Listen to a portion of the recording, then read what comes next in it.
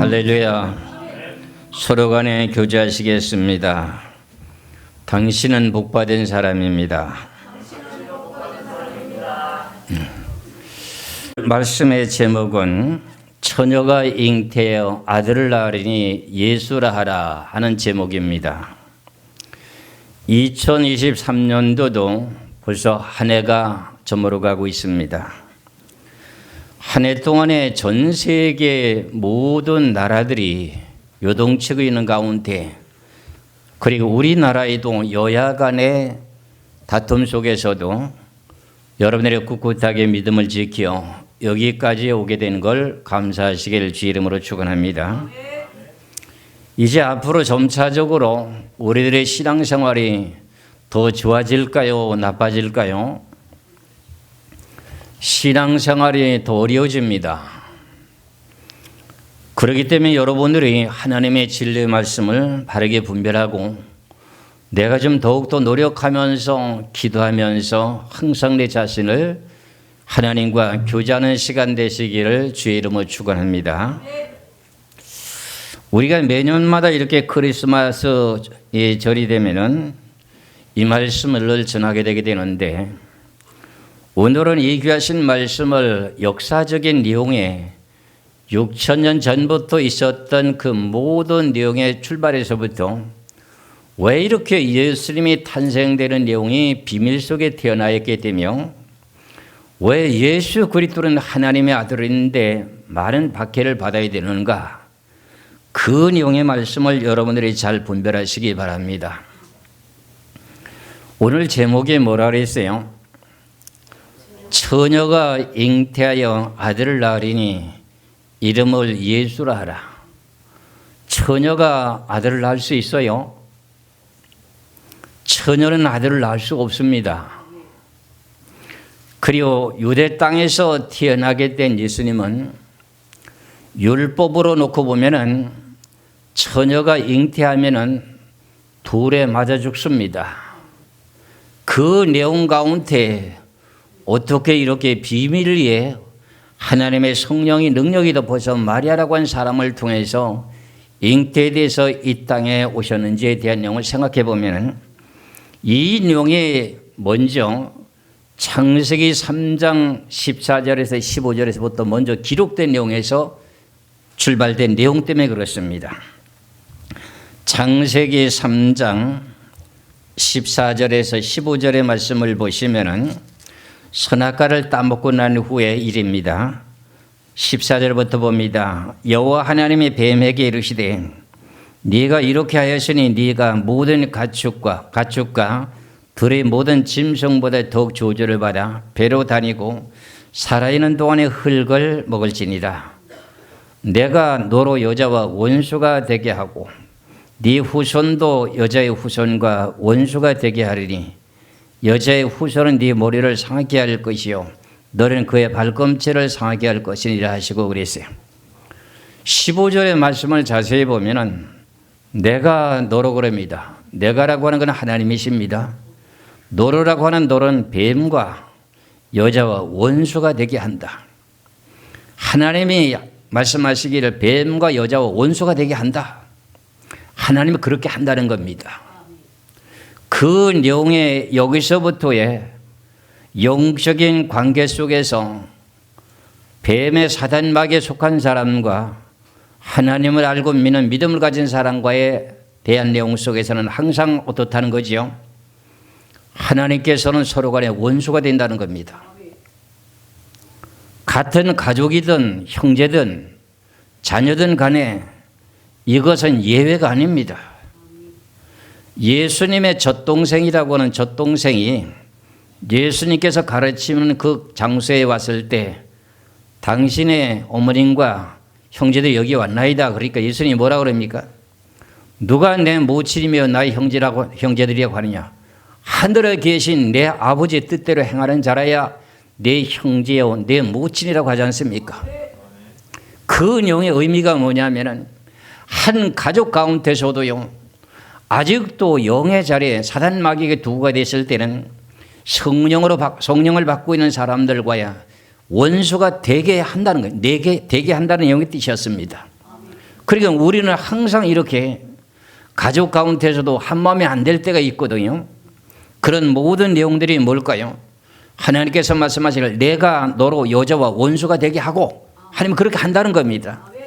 그 내용의 과정이 계속 아담으로부터 7대 손, 10대 손으로 태어난 노아, 노아에서부터 10대 손이라 아브람을 통해서 42대 만에 태어나게 된 예수님, 여기까지 4,000년의 역사 속에 계속 이런 일들이 지구에서 일어났습니다. 예수님이 태어나게 되는 이 모든 내용들을 자세히 살펴놓고 보면은 여러분들이 잘 알다시피 처녀가 잉태한다고 하는 것은 인간의 방법으로는 도저히 안 되는 일입니다. 그래서 이사야 7장 14절에서 말씀하시기를 뭐라고 말씀하십니까? 그러므로 주께서 친히 징조로 너에게 보일 것이라고 하면서 처녀가 잉태하여 아들을 낳을 것이라죠. 하나님의 징조, 그럼 하나님에게 하신 능력의 역사가 나타나는 일이랍니다. 이것을 누구에게 먼저 알려주느냐면 이스라엘 백성들에게 먼저 알려줬습니다. 이스라엘 백성들에게 먼저 알려주는데도 징조로 일어날 사건에 대한 용의 뜻을 모르고 있었던 사건을 우리가 깨닫게 될 때 이건 그저 되는 일이 아닙니다. 이토록 하나님의 아들 메시아가 이 땅에 마리아라고 한 처녀의 몸에서 잉태돼서 이 땅에 태어나면서부터 왜 순환을 겪어야 했는가? 그 용의 원인이 창세기 3장 15절 때문에 그렇습니다. 이런 내용을 스스로 알면서 살아가게 될 때 저나 여러분이나 위안을 받을 수가 있습니다. 그래서 오늘 본문의 말씀에 누가복음 1장 26절부터 말씀을 좀 보겠습니다. 본문의 누가복음 1장 26절에서 31절까지 여섯째 달에 천사 가브리엘이 하나님의 보내심을 받아 갈릴리 나사렛이란 동네에 가서 다윗의 자손 요셉이라 하는 사람과 약혼한 처녀에게 이르니 그 처녀의 이름은 마리아라. 그에게 들어가서 이르되 은혜를 받은 자여 평안할지어다. 주께서 너와 함께 하시도다 하니 처녀가 그 말을 듣고 놀라 이런 인사가 어찌함인가 생각하며 천사가 이르되 마리아여 무서워하지 말라. 네가 하나님께 은혜를 입었느니라. 보라 네가 잉태하여 아들 낳으리니 이름을 예수라 하라. 지금 가브리엘 천사는 기쁜 소식을 전해주는 천사라고 하는 것을 우리는 잘 알고 있죠. 그렇죠? 누구에게 찾아왔습니까? 처녀라고 하는 마리아에게 찾아왔습니다. 그런데 처녀는 지금 아직도 남자를 알지 못하고 서로 간에 사랑을 해본 일이 없습니다. 그런데 보라 네가 잉태할 것이다. 이런 내용의 사건에 가브리엘 천사의 인사를 듣게 된 내용이 이게 좋은 일입니까? 개인적으로 나쁜 일입니까? 마리아에게는 자기에게는 돌에 맞아 죽을 일입니다. 그런데 이 지구의 죄인들을 구원하기 위해서는 기쁨에 대한 내용이 뜻이 되는 거고요. 그래서 이스라엘 백성들에게는 처녀라고 하는 처녀가 이 세상에 여자아이가 태어나서 자라게 되면 처녀라고 하는 증거가 분명히 있어야만이 시집을 가게 되게 됩니다. 시집을 갔는데 처녀의 증표가 없으면 이혼서를 써서 내보내기도 하고, 처녀가 결혼하기 전에 아이를 뵀다고 하면 기생으로 취급하며 그 동네에 장로들과 함께 모여가지고 바깥으로 내쳐가지고 돌을 쳐 죽입니다. 그런데 가브리엘이라고 한 천사 기쁜 소식을 전한다고 천사가 처녀라고 한 마리아에게 잉태할 것이라고 말하는 이 내용 자체가 인간적인 생각으로는 좋은 일입니까? 나쁜 일입니까? 인간적인 생각으로 돌에 맞아 죽어야 될 일이거든요. 이게 이런 사건 속에서 지금 일어나는 사건을 보게 될 때 저나 여러분이나 하나님에게 하신 신비로운 귀하신 비밀의 말씀을 온전히 깨달아야 됩니다. 신명기 22장을 보시면은 제가 말씀드린 내용과 마찬가지로 처녀가 잉태하면 돌에 맞아 죽습니다. 이 내용의 말씀을 신명기 22장 13절부터 쭉 내용을 보면은 더 세부적인 내용이 나오는데 20절에서 21절을 보시겠습니다. 20절에서 21절에 일이 참되어 그 처녀에게 처녀의 표적이었거든. 21절에 그 처녀를 그의 아버지의 집 문에서 끌어내고 그 성읍 사람들이 그를 돌로 쳐 죽일지니라.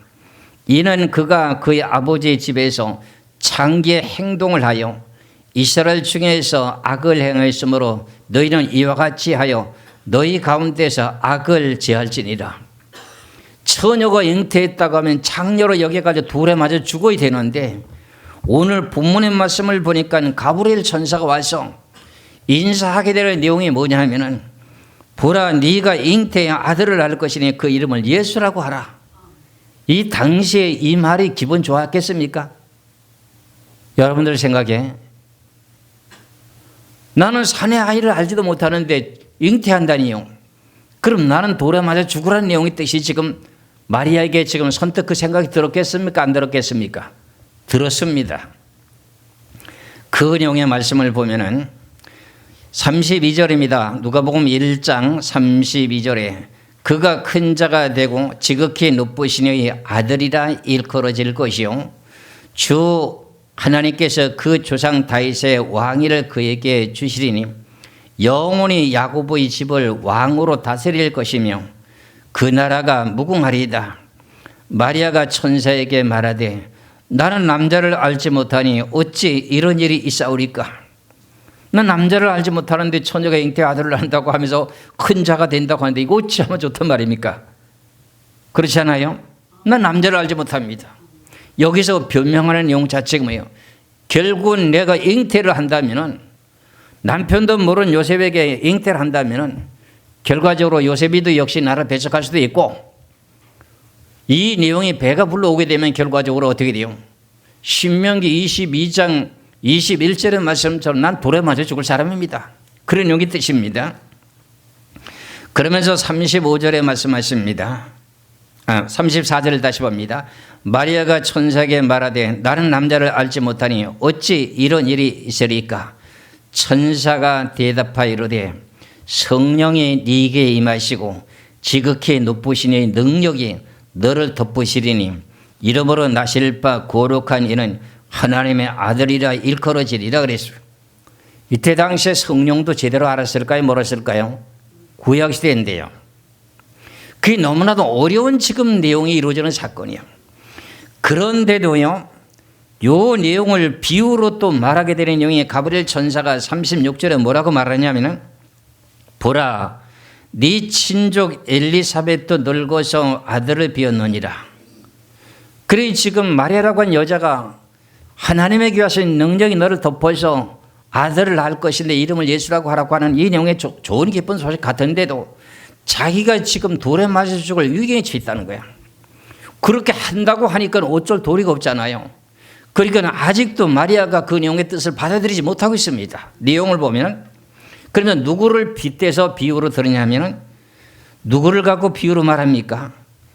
엘리사벳이라고 하는 세례 요한의 어머니가 아이를 갖지 못하고 그의 남편 되는 사가리아가 그 해에 제사장이었는데 1년에 한 번씩 7월 10일 날 지성소에 들어가서 하나님 앞에 짐승을 잡아서 피를 뿌리게 되지 않습니까? 그런데 사가리아의 아내라고 하는 사람도 나이가 늙었고 엘리사벳도 나이가 많아 늙었는데 자식이 없지 않더냐. 그냥 하나님의 능력이 그에게도 아들을 갖게 만들어 주었다. 그가 벌써 임신한 지 6개월이 됐다. 그 내용이 오늘 본문의 말씀에 26절에 6달의 천사가 6달째의 천사가 나타나는 거예요. 그러면 세례 요한이라는 사람이 예수님보다 앞서서 6개월 먼저 앞서서 태어났다 그랬지 않습니까? 그렇지 않아요? 그 천사가 대답하여 이르되 성령이 네게 임하시고 지극히 높으신 이의 능력이 너를 덮으시리니 이러므로 나실 바 거룩한 이는 하나님의 아들이라 일컬으리야. 그러고 나서 이게 받아들이지 않으니까 마리아가 그걸 수용할 수가 없는 거예요. 그러니까 보라, 네 친족 엘리사벳도 늙어서 아들을 비었느니라. 늙어서 아들을 비었다는 거예요. 아이를 못 낳는 집안입니다. 그런데 늙어서도 아이를 비었느니라. 본래 임신하지 못한다고 알려진 이가 이미 6달이 되었느니라. 이러면서 결국은 이제 사가리아하고 엘리사벳은 남녀간의 부족 모의로 사랑을 한 겁니다. 이거는 낳지 못하는 나이가 많아서 아이를 낳을 수 없는 사람인데 하나님이 아이를 낳을 수 있도록 만들어준 것, 이거 하나님의 능력이에요. 그런데 처녀라고 마리아는 전혀 동침한 일이 없어요. 이렇게 설득을 시키고 나니까는 그제서야 마리아가 어떻게 해요? 이해가 가는 거예요. 하나님에게 하신 뜻을 이루시기 위한 영의 뜻이 내 몸을 빌려가지고 그렇게 하겠다는 영의 뜻을 이해한 겁니다. 그래서 어떤 일이 벌어지냐면 37절에 대저 하나님의 모든 말씀은 능하심이 못하심이 없느니라. 하나님은 능치 못함이 없다고 하는 것을 갖다가 마리아에게 또 설득시킵니다. 그러니까 하나님의 성령의 능력이 너를 엎어서 너에게 잉태되어 가지고 사내 아이를 모른다 할지라도 하나님의 능력으로 잉태되어 가지고 아들 낳을 것이다 하고 이렇게 말합니다. 그랬더니 마리아가 뭐라고 말합니까? 38절에 마리아가 이르되 주여 여정이오니 말씀대로 내게 이루어지리다 하며 천사가 떠나가니라.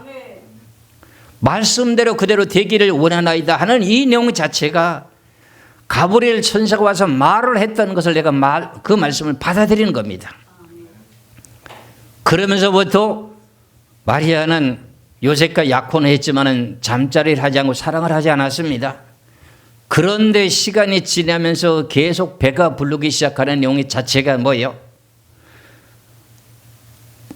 마리아가 말하는 그 내용의 자체가 말씀대로 내가 이루어지리다. 그 하나님의 말씀을 받아들이게 되므로 거기서부터 역사가 일어나서 내 뱃속에서 아이가 조그만하게 콩알만하게 생겨가지고 계속 자라기 시작하는 능력의 역사가 나타난 거예요. 이런 내용을 늘 여러분들에게 말씀드렸던 내용이 데살로니가 전서 2장 13절에 하나님의 성령의 능력이 역사하는 겁니다. 데살로니가 전서 2장 13절에 이러므로 우리가 하나님께 끊임없이 감사함은 너희가 우리에게 들은 바 하나님의 말씀을 받을 때 사람의 말로 받지 아니하고 하나님의 말씀으로 받음이니 진실로 그러하도다. 이 말씀이 또한 너희 믿는 자 가운데서 역사하느니라. 그래서 마리아는 그 내용의 말씀을 받아들이게 되므로 그걸 거부했으면 어떻게 될까요? 안 이루어지죠. 성경의 원리가 그렇습니다. 받아들이게 됨으로 말미암아서 배가 불러오기 시작하게 되게 됩니다. 그러다 보니까 이게 무슨 일이 벌어지게 됩니까? 마태복음에 보니까 요셉이가 가만히 보니까는 나는 약혼만 했지 마리아에게 어떻게 서로 간에 끊어안고 동침한 일도 없는 배가 불러오는 거예요. 배가 불러오니까 요셉이라는 사람은 의로운 사람이라서 가만히 이걸 드러내지 않고 끊고자 하는 거예요. 만일에 이게 들통나면 돌에 맞아 죽어야 될 사람이 처녀라고 한 마리아도 되고 서로 간에 요셉에게도 이게 누가 되잖아요. 그러니까 이것을 소문을 퍼뜨려 가지고 마리아는 나에게 처녀로 나한테 온 거 약혼한 게 아니고 뭔가 벌써 다른 남자하고 벌써 사랑을 해가지고 잉태돼가지고 나한테 온 사람이다. 소문을 퍼뜨리면 어떻게 돼요? 마리아 돌에 맞아 죽게 만들거든요. 이런 내용의 말씀을 우리는 그냥 지나치게 보았던 내용을 다시 한번 생각하면서 마태복음 1장 18절에서 21절까지 말씀을 보겠습니다. 마태복음 1장 18절에서 21절의 말씀에 예수 그리스도의 나심은 이러하니라. 그의 어머니 마리아가 요셉과 약혼하고 동거하기 전에 성령으로 잉태되는 것이 나타났더니 그의 남편 요셉은 의로운 사람이라 그를 드러내지 아니하고 가만히 끊고자 하여 그랬어요. 그러니까 마리아가 잉태돼서 배가 불러오는 모습을 보고 어떻게 돼요? 가만히 끊고서 원한다는 겁니다. 그러면 끊기를 원하는 게 이 내용 자체는 결과적으로 그에게 수치를 당하게 하지 않으려고 이런 말하는 내용의 뜻이죠. 그런데 그런 생각을 할 때 하나님께서 어떻게 응답을 하시는가? 20절에 보면 이 일을 생각할 때 주의 사자가 천사입니다. 현몽하여 이르되 다윗의 자손 요셉아 네 아내 마리아 데려오기를 무서워하지 말라. 그에게 잉태된 자는 성령으로 된 것이라. 아들을 낳으리니 이름을 예수라 하라. 이는 그가 자기의 백성을 그들의 죄에서 구원할 자이심이라 하니라. 이 내용을 요셉에게도 가르쳐 주지 않으면은 마리아라고 한 여자가 순수하게 하나님의 귀하신 내용으로 나에게 성령이 덮여가지고 나를 잉태하게 만들었다. 이래하면 요셉이가 이해할까요? 너는 나한테 오기 전에 다른 남자하고 벌써 동침하고 나한테 온 거야. 이렇게 의심할 수밖에 없습니다. 여러분들 안 그렇겠어요? 그런데 이것을 갖다가 마리아도 말을 못하고 있었어요. 그를 말을 하게 되게 되면 벌써 요셉에게 오해가 되는 것을 벌써 누가 된다고 하는 걸 알고 있었어요. 그런데 하나님께서는 어떻게 돼요? 마리아에게도 성령으로 잉태된 것을 말하게 되고 요셉에게도 성령으로 잉태된 것을 말하게 되면서 이 내용이 결과적으로 어떤 내용의 뜻을 나타내는가 할 것 같으면 이런 내용의 사건을 알게 된 사람이 몇 사람이 있었을까요? 이것이 감춰졌으면 여기까지 오기까지에 예수님 십자가 지기까지에 대한 역사가 몇 사람이 알고 있었을까요? 성경은 우리가 기록된 내용에 우리는 알게 되었지만 그때 당시에는 사가리아라고 하는 사람과 엘리사벳이라는 두 사람하고 마리아라고 하는 여자하고 요셉이라고 네 사람 뺏기만 모릅니다. 이 사람들만 알고 이 사람들 입을 꽉 다물어 버렸습니다. 이 사람들이 입을 다물고 있었기 때문에 예수 그리스도는 비밀 속에 탄생되고 있는데도 어둠의 영들은 알게 됐기 때문에 창세기 3장의 15절에 내가 뱀과 여자가 원수가 되게 한다고 하는 내용이 벌써 생각하는 가운데 사단들이 역사하고 있는 거예요. 이런 내용을 보면서 하나님께서 이런 내용을 서로 간에 오해 소지가 없도록 요셉에게도 나타나서 그는 성령으로 잉태된 자야 의심하지 마라. 그거 잘못된 처녀 시절 때 다른 남자하고 동침하는 거 아니야. 이런 내용이 서로 간에 이해가 된 거예요. 그런데 요셉이도 그때 아내가 이제 배가 불러가지고 해산할 거 아닙니까? 그런데 이 아들은 결과적으로 내가 동침해서 난 아들이 아니야. 하나님의 성령으로 잉태된 내용이요. 소문을 내면 돼요, 안 돼요? 안 되죠. 이게 비밀인 거예요. 하나님의 역사가 이루기까지는 십자가를 지기까지는 이게 알려지면 안 되는 거예요. 이렇게 우리가 하지 말아야 될 말이 또 있어요. 그래서 하나님은 스스로 숨어 계신다고 하는 말씀이 이거예요. 저나 여러분이나 하나님의 비밀은 이렇게 감춰진 내용 속에 우리는 지금 살고 있는 거예요. 이사야서를 한번 보시겠습니다. 45장을 봅니다.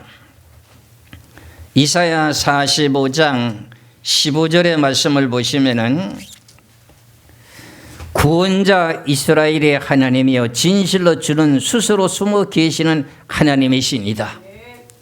이래서 결국은 하나님께서는 마리아하고 요셉이하고 엘리사벳하고 그다음에 사가리아하고 네 사람만 알고 입을 꼭 다물게 만들어 가지고 하나님의 역사를 이루시는 거예요. 이것이 창세기 3장 15절의 말씀을 이루기 위해서 이런 역사를 하고 계시다고 하는 것을 깨닫고 저나 여러분이나 하나님의 귀하신 비밀 속에서 항상 믿음을 지켜 살아가시기를 주 이름으로 축원합니다.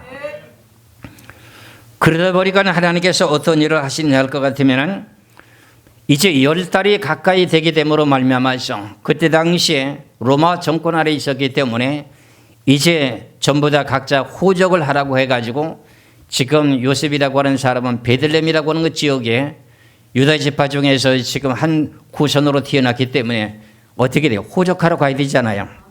가가지고서는 지금 마리아를 통해서 10달 만에 아기가 탄생되게 되는데 태어날 때부터 어떤 일이 벌어졌느냐. 창세기 3장 15절에 역사가 일어나는 거야. 뱀과 여자가 원수가 되는 사건이 벌어져요. 우리가 잘 알고 있는 마태복음 2장 1절에서부터요 18절까지 말씀을 보면 동방의 박사들이 와가지고 예루살렘에 와가지고 유대인의 왕으로 나신 이가 어디 계시냐고 이 사람들은 아무것도 모르고 지금 얘기하는 거예요. 그런데 이런 내용을 공개했는데도 하나님께 그 모든 걸 피하게 되는 일이 있어요. 피할 길이 있어요.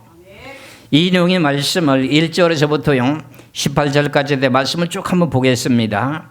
마태복음 2장 1절에서부터요. 헤롯 왕 때 헤롯이라는 사람이 영적으로 어느 계통입니까? 사단마귀라고 하는 뱀의 계통입니까? 하나님의 자녀라고 하는 성령에 해당되는 사람입니까? 뱀의 계통이라고 하는 사단마귀에 속한 왕입니다. 헤롯 왕 때 예수께서 유대 베들레헴에서 나심에 동방으로부터 박사들이 예루살렘에 이르러 말하되 유대인의 왕으로 나시니가 어디 계시냐? 우리가 동방에서 그의 별을 보고 그에게로 경배하러 왔노라 하니, 별을 보고 왔다는 거예요. 여러분들, 우리나라에는 태극기가 동그랗게 해가지고선 반원을 그려가지고 빨간색과 푸른 색깔로 이렇게 그려져 있지요. 그런데 이스라엘 나라의 태극기는 어떻게 되어 있습니까? 다윗의 별, 신바탕에다가 별을 그려놨잖아요. 청색으로. 그것도 별이라고 하는 별이라고 하는 건 이렇게 오각형으로 되어 있잖아요. 그 육각형이에요, 그건요. 잘 보시라고요. 왜 이스라엘의 태국기는 그런 별을 그려놨을까? 동방 박사들이 별을 보고 찾아왔다. 유대인의 왕으로 나실 분이 이분이라고 하는 것이 그 사람들이 갖고 있는 태극기라고 하는 내용과 된 민족성을 나타내는 거예요. 헤로드 왕과 온 예루살렘이 듣고 소동한지라 왕의 모든 대지사장과 백성의 서기관들을 모아 그리스도가 어디서 나겠느냐 물으니 이르되 유대 베들레헴에 오니 선지자로 이렇게 기록된 바 또 유대 땅 베들레헴아 너는 유대 고을 중에 가장 작지 아니하도다. 네게서 한 다스리는 자가 나와 있어 내 백성 이스라엘의 목자가 되리라 하였음이니라. 이에 헤롯이 가만히 박사들의 불러서 별이 나타난 때를 자세히 묻고 베들레헴으로 보내며 이르되 가서 아기에게 대하여 자세히 알아보고 찾거든 내게 고하여 나도 가서 그에게 경배하게 하라. 이거 헤롯 왕이라는 사람이 진짜 경배하러 가려고 그럽니까? 죽이러 가려고 그럽니까? 죽이려고 하는 생각입니다. 9절입니다. 박사들이 왕의 말을 듣고 갈새 동방에서 보던 그 별이 문득 앞서 인도에 가다가 아기 있는 곳 위에 머물러서 있는지라 그들이 별을 보고 매우 크게 기뻐하더라.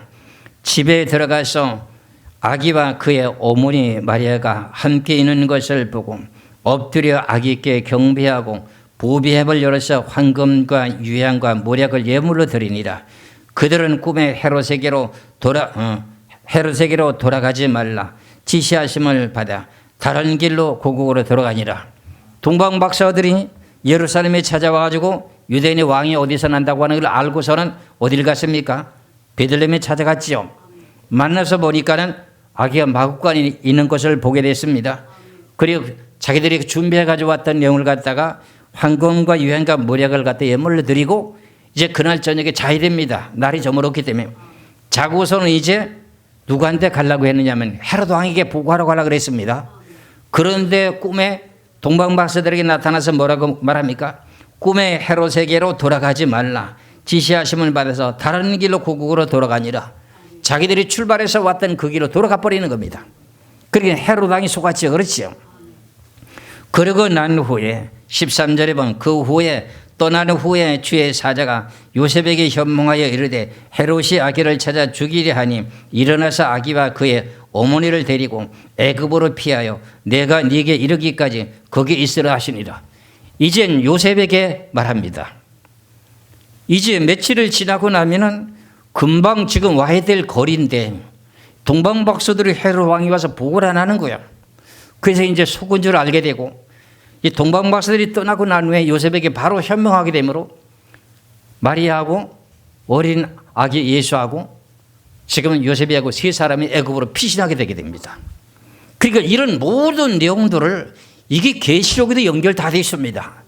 이 내용을 자세히 알아야만 계시록에 12장 1절에서 6절까지 보면 여자가 광야로 도망하게 되고 12장에 보면 여자가 광야로 도망하는데 육체를 가진 사람들은 다 죽게 되고 영적으로 성령을 받은 사람들은 다 피신을 하게 되는 내용의 사건이 나타나게 됩니다. 이 내용의 말씀을 좀 시간이 괜찮겠습니까? 계시록 12장을 한번 볼까요? 계시록 12장을 보겠습니다. 계시록 12장에 5절 6절의 말씀을 봅니다. 5절 6절의 말씀을 봅니다.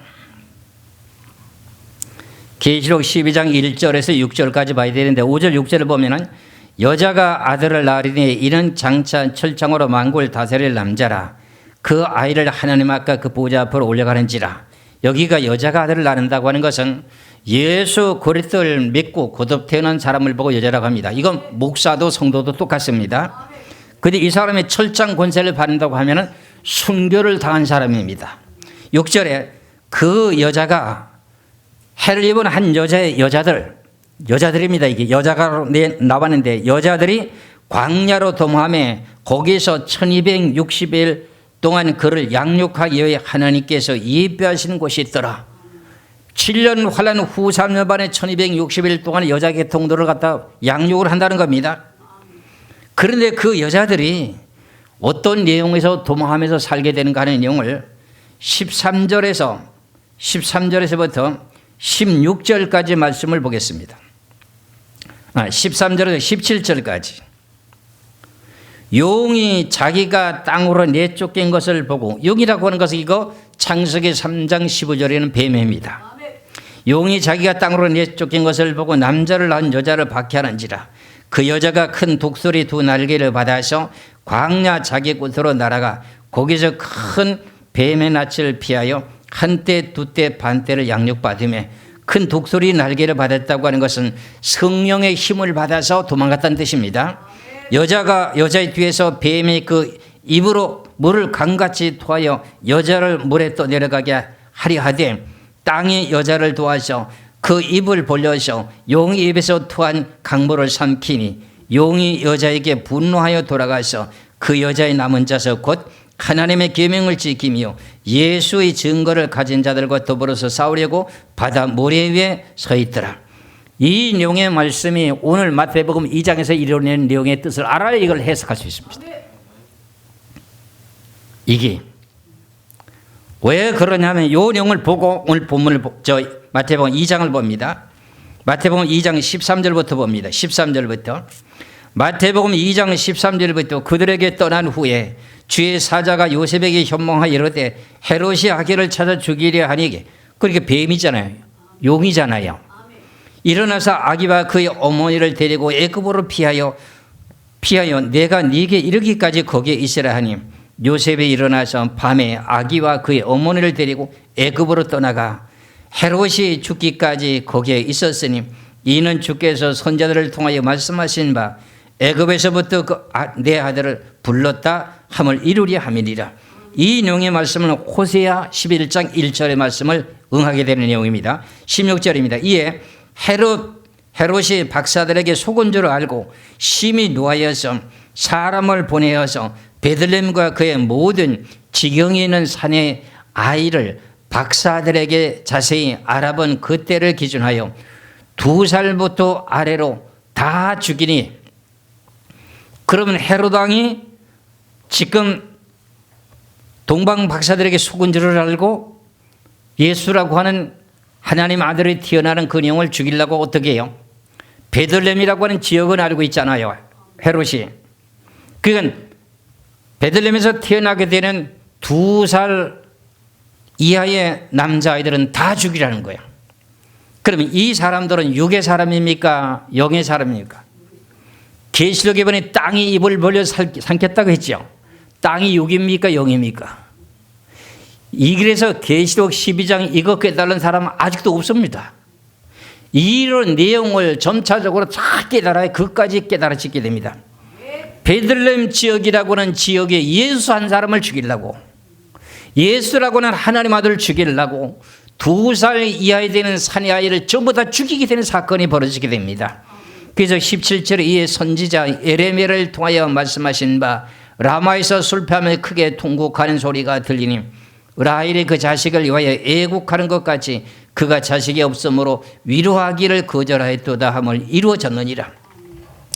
이렇게 이 내용의 역사가 어디에 대한 내용의 뜻 때문에 이렇게 이루어졌다고 하는 걸 말씀드렸지요. 창세기 3장 15절요. 하나님이 뱀과 여자와 원수가 되게 해. 하나님이 그렇게 한다는 거예요. 하나님의 영과 세상의 사단마귀의 영과는 하나가 될 수 없어요. 우리나라에도 우포와 좌파라고 하는 이 내용 자체가 하나가 될 수 없어요. 그러니까 결국은 지금도 우리가 이런 내용을 보면서 무슨 내용을 깨달아야 되냐면, 앞으로 우리는 사단 마귀들이 정치하는 3년 반 동안에 그 속에 들어가서 우리가 살아남아야 되는 것을 예방주사를 맞는다고 생각하라고요. 이걸 깨달으라고 늘 내가 말씀하는 거예요. 여러분들 그래서 이 귀하신 말씀을 분명히 알아야 돼요. 지금 마리아라고 하는 사람은 지금 처녀가 잉태한 아들을 낳는다고 아무리 가브리엘 천사가 기쁜 소식을 가지고 설득을 시켜도 이해가 안 가는 거예요. 그런데 엘리사벳을 갖다가 이해를 시키고 난 후에 전능하신 하나님이 능치 못함이 있겠느냐 이러면서 엘리사벳이 어떻게 아이를 뵌 거 아니냐. 너에게도 그렇게 된다 그러니까. 그래서 내가 하나님의 말씀을 내가 받아들이겠나이다. 그러고 나서부터 시간이 지나면서 10달까지 계속 역사하시면서 잉태도 커져가는 거 아닙니까? 그렇다면 여러분들도 성경 말씀을 믿는 믿음 가운데 계속 역사가 일어나는 거예요. 지금 말씀을 들을 때는 믿고 바깥에 나가면 안 믿은 거예요. 그럼 역사 안 일어나는 거예요. 계속 믿으라 그런 말이 계속 믿으라 그런 말이에요. 병이 걸렸든 안 병이 걸렸든 뭐든지 하나님의 말씀이 너를 고쳐줄 것이다 하는 내용의 말씀이 나한테 마음에서 확신이 된다면 그 말씀을 믿는 믿음을 가질 때 어떻게 된다는 거예요? 하나님이 계속 역사하신다는 거예요. 그런데 아브라함도 갈 바를 알지 못하고 계속 고향 땅을 떠나서 갈대우르를 떠나갖고 어떻게 해요? 가나안 땅으로 가라니 갈 바를 알지 못하고 갔잖아요. 그래서 계속 가는 가운데 하나님 역사하시니까 오른쪽과 왼쪽과 그랬잖아요. 네가 쓰는 그 땅 내가 네 자손에게 줄 것이요.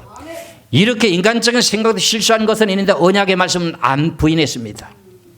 여러분들 아무리 성령 체험을 강하게도 말씀을 믿는 믿음이 가장 중요한 내용을 깨달으시길 주의 이름으로 축원합니다. 말씀의 진리라고 하는 하나님을 등지게 되면 성령의 역사 또 사단에게 도구가 되어서 양신 역사하는 것이 성경입니다. 이래서 저는 여러분이나 이런 내용 속에서 이스라엘 백성들에게 이런 놀라운 사건의 역사가 일어나게 된 내용의 동기가 지금도 나타나고 있는 내용 가운데 이스라엘 나라에 지금 우리 한국 땅덩어리로 비하면 강원도도 조금 더 큰 그 지역인가 뭐 이런 게 됩니다. 그런 지역의 나라가 지금 주위에 있는 팔레스타인의 무슬림이라고 하는 이스라엘 백성들이 어떻게 해요? 이스라엘 백성들을 지구에서 없애치우려고 하잖아요. 지구에서 없애치우려고 하는 거예요. 왜 그래요? 이스라엘 백성들은 누구의 계통이에요? 뱀의 계통이지요. 이스라엘 백성들은요? 신앙생활을 잘하나 못하나? 영적인 하나님 약속하신 땅이에요. 그 땅에 다시금 예수님 재림하셔야 돼. 그 땅에 와서 예루살렘에 와서 왕자를 펼쳐놓고 대관식을 해야 돼. 그런 영의 역사의 땅이기 때문에 그 나라가 지구에서 없어지면 돼? 안 돼? 안 되는 거예요. 이런 것을 먼저 알고 성경을 분석해야 돼. 그래서 얼마 전에 있었던 사건 속에서 가자 지구의 하마스가 어떻게 돼요? 지금 뒤에서 조종한 자는 누구예요? 그것이 밝혀져 이란이라고 했잖아요. 이란이라고 하는 그 사람이라고 하는 그 왕은요, 결과적으로 이스라엘 나라를 지구에서 없애친다고 했어요. 그게 주위에는 모든 나라들이 전부 다가 이스라엘 백성들 아닙니까? 그런데 그 내용의 성경도 그렇게 기록되어 있어요. 시편 83편 한번 보시겠어요? 역사의 판도가 돌아가는 것을 잘 보시기를 주의 이름으로 축원합니다. 시편 83편 1절에서부터요 4절까지 말씀인데요. 한번 보시겠습니다. 시편 83편 1절에서 4절까지 말씀을 보면 하나님이여 침묵하지 마소서, 하나님이여 잠잠하시 마시고 조용하지 마소서. 무릇 주의 원수들이 떠들며 주를 미워하는 자들이 머리를 들었나이다. 주를 미워하는 자들이 머리를 들었다는 거예요. 뭔가 이스라엘을 해코지해서 이 지옥에서 없애치우겠다고 하는 꾀를 부린다는 겁니다. 그들이 주의 백성을 치려하여 간계를 꾀하며 주께서 숨기신 자를 치려고 서로 의논하여 말하기를 가서 그들을 멸하여 다시 나라가 되지 못하게 하여 이스라엘 이름은 다시는 기억되지 못하게 하자 하나이다 그랬어요. 그들을 멸망시켜 가지고 이스라엘 나라의 이름이 없어지게 한다는 거예요. 성경에 기록되어 있죠. 그게 가자 지구의 하마스가 하루에 음모를 꾸며 가지고 포탄을 갖다 5,000발을 쏟아부었느니 어쩌니 해가지고서는 이스라엘 백성들의 1,350명이가 몇 명 죽었다 그랬잖아요. 인질로 붙잡혀가고 부상자가 생기고 이런 내용 가운데 900만의 인구 가운데 1,300만이 죽었다면 굉장히 많은 숫자가 죽은 겁니다. 이것 때문에 이스라엘이 들고 일어나는데 지금 어디 가자 지구가 쑥대밭이 되잖아요. 스바니아 2장에 대한 내용의 말씀처럼 그대로 지금 됐잖아요. 그런데 요즘에 들고 일어나는 레바논에 또 누가 한 단체가 있어요? 헤즈볼라 단체가 있잖아요. 예멘이라고 하면 후티 반란 군인이 있다 그러잖아요. 이 모든 내용을 뒤에서 조정하는 자가 누구예요? 이란입니다. 이란이라는 사람이, 이란이라는 대통령이 핵무기를 계속 만들려고 지금 하잖아요. 핵무기를 만들려고 하면서 하는 말이 뭐라죠? 이스라엘 나라를 지구에서 없애치워야 된다고 했대. 그게 이 말씀입니다. 그들이 무심코 외쳤던 말인데 그게 성경에 기록되어 있어. 그런데도 이스라엘이 망하나요? 그 자리에 예수님이 올라가신 그 모습대로 오셔가지고 예루살렘의 보좌를 펼치게 되고 천년왕국을 이루어야 될 하나님의 계획이 있는데 그 나라가 없어진다고요?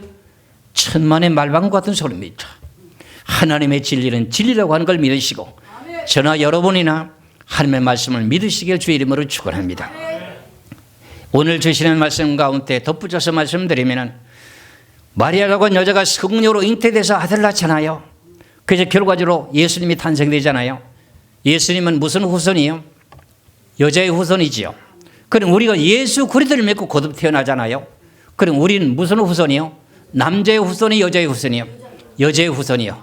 그래서 우리는 요한복음 3장 1절 6절까지 말씀했어요. 육으로 난 자는 육이요 성령으로 난 자는 영이라고 하는 것처럼 우리가 예수 그리스도를 진실하게 믿는 믿음을 가지고 결국 성령으로 잉태되는 내용은 내 속에 성령이 임하게 되거든요. 그래 되면 내가 거듭 태어났기 때문에 남자의 후손은 여자의 후손으로 바뀌어지는 거예요. 이런 내용 속에 하나님께서 우리를 다스리고 이끌어 인도하시는 것이 요셉에게 꿈으로 현명하지요. 동방박사들의 꿈으로 현명하지요. 앞으로 살 길을 인도하는데 육의 사람 오후 시간에 내가 계시록의 7년 환난 가운데 들어가 꼭 살아야 되는 내용의 원인이 이 땅에 지금 준비해서 들어가야 될 내용이 무엇인지를 내가 가르치게 될 것입니다. 그래야만 여러분들이 지금부터 계속 점차적으로 신앙이 좋아질 거다. 좋아지는 것은 잠시 좋아질 수는 있을런지 모르지만 결국 신앙생활은 점차적으로 어려워집니다.